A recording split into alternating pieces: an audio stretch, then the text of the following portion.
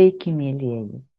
Šiandien aš noriu pasidalinti su jumis viena istorija, kurią parašė Michailas Landburgas. Tai yra trumpa istorija, kuri vadinasi Atrodė. Atrodė, kad šią minutę ponas Švarcas atsidūrė būsenoje, primenančioje dvasinį stabdį. Nemalonumai, paklausiau aš. Ponas Švarcas mįslingai suspaudė lūpas.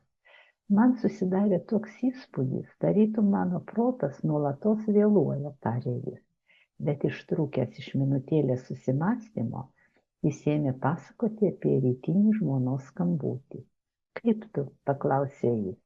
Aš atsakiau, tu kaip? Ji pasakė, iš mūsų santykių išnyko aštrumas. Aš paklausiau, apie ką tu? Ji atsakė, tu dėjai daug pastangų, kad sutrumpintų mūsų laimingo gyvenimo trukmę. Šitkai, aš taip stengiausi sutrumpinti mūsų laimės trukmę, kad tu nutarusi nebeteikti man džiaugsmo išbėgai iš namų. Ar tau neatrodo, kad tokiu būdu tu paprasčiausiai sutrumpini dienas ne mūsų, o mano gyvenimo? Pasigirdo, gali būti, bet dėl to aš prailginsiu gyvenimą savo. Aš paklausiau, kur tu būni dabar?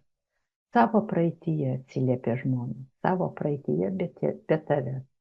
Bet argi neatėjo tas laikas, kad tu atsiskirtum nuo tos praeities, kurioje nėra manęs, paklausiau aš. Ne, atėjo atsakymas. Su praeitimi, kurioje nėra tavęs, aš dar nepasiruošusi skirtis. Dabar aš paklausiau, ar tau negaila mane palikti? Gavau atsakymą, aš tavęs nepalikau, aš palikau tik laikinai. Laikinai tai kuriam laikui? Nesupratau aš, pasigirdo atsakymas. Laikas parodys. Ponas Švarcas atsikvėpė, susimąstęs jis nuleido galvą. Štai tokia trumpa istorija šiandien nuo Michailo Landburgo. Mėlyjeji, aš noriu pasakyti, kad Michailo Landburgo kūrybinis vakaras bus Vilniuje 23 birželio. Prašome pasižiūrėti, aš paliksiu apačioj nuorodą, kur jisai bus tas vakaras ir jūs galėsite pasidalinti su draugais arba atvykti pasižiūrėti, pasiklausyti Michailo Landburgo. Dėkoju, pasirašykite mūsų kanalui ir padėkite patiktuką. Tai labai svarbu man. Dėkoju labai. Iki sekančio susitikimo.